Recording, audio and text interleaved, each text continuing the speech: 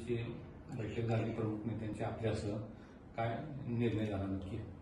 आज झालेल्या बैठकीमध्ये महायुती अभेद्य असेल असं ठरवण्यात आलं आणि त्याची उपसमिती एक निर्माण करण्यात आली की जी 81 नगरसेवक जे पुढच्या काळामध्ये घडणार आहेत त्यांचा अभ्यास करून ज्या पक्षाकडे निवडून येण्याची क्षमता असणारे उमेदवार त्या ठिकाणी असतील याची एक यादी आमच्याकडे तयार करून ती उपसमिती देईल आणि त्यानंतर मग आम्ही सर्वजण मिळून कुठल्या पक्षाला किती जागा द्यायच्या यावरती चर्चा करून आम्ही महायुतीवर शिक्कामोर्तब करून आम्ही साधारणतः 28 ते 29 तारखेला महायुतीची यादी आम्ही जाहीर करू.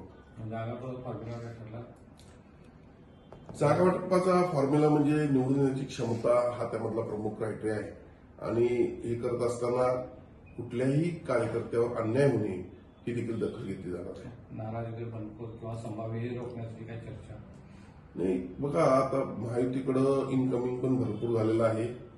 त्याचबरोबर वर्षानुवर्ष काम करणारे कार्यकर्ते देखील आहेत. या सर्वांचा विचार करून त्यांना न्याय देण्याच्या दृष्टीने आमचा प्रयत्न सुरू आहे. पण आता एखाद्या वॉर्डामध्ये 10-15 जणांची जर मागणी असेल तर 4 जणांना उमेदवार आम्ही देऊ शकणार आहे.